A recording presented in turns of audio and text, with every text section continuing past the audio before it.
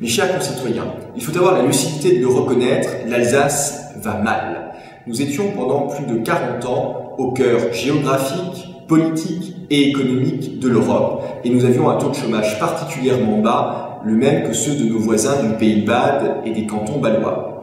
Aujourd'hui, il en est totalement différemment. Avec l'élargissement de l'Union européenne qui en a déplacé le centre de gravité vers l'Est et la mondialisation, l'Alsace est particulièrement exposée au chômage. Nous avons 11,5% de chômage dans le sud Alsace, là où nos voisins du Pays de Bade sont à 4% et les cantons de Bâle à 3,5%. Mais il n'y a pas de fatalité à cela.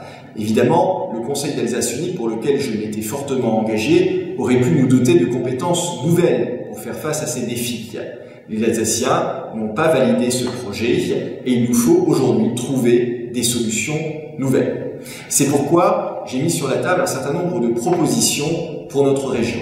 D'abord, il faut continuer à connecter l'Alsace au monde. Et ça, ce sont les grandes infrastructures. C'est la connexion ferroviaire de l'Euro-Airport.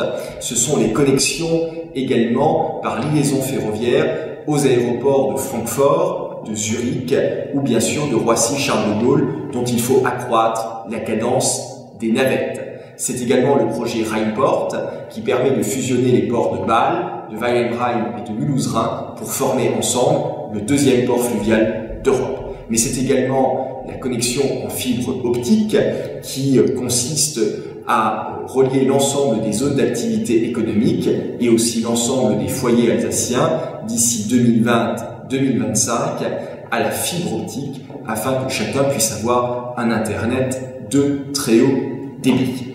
Au-delà, il faut donner aux jeunes Alsaciens l'envie de rester dans cette région et d'entreprendre. D'abord en consolidant des grandes industries.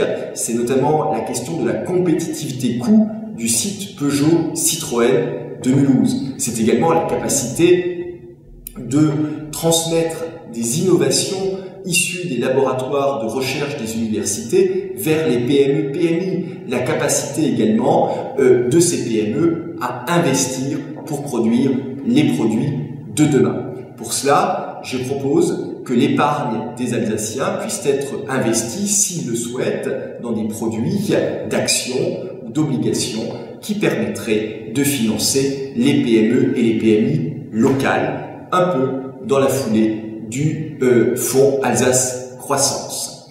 C'est également la question des universités. Si nous arrivions à travers l'alliance EUCOR, tout en respectant bien sûr l'autonomie des universités, à bâtir une grande université du Rhin supérieur avec les universités de Bâle, l'université de Haute-Alsace, l'université de Strasbourg, de Freiburg, de Karlsruhe, nous aurions un outil qui nous permettrait de nous situer très probablement dans les 50 meilleures universités au monde.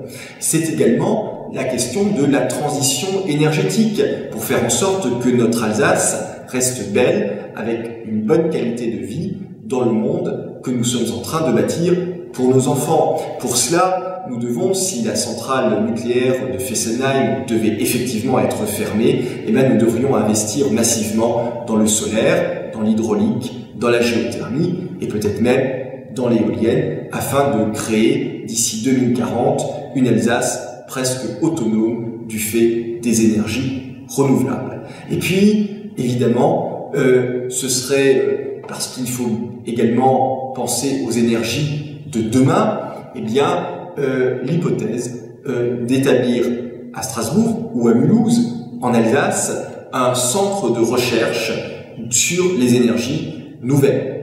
Il faut se rappeler qu'il y a moins de 120 ans, nous ne connaissions pas l'énergie atomique.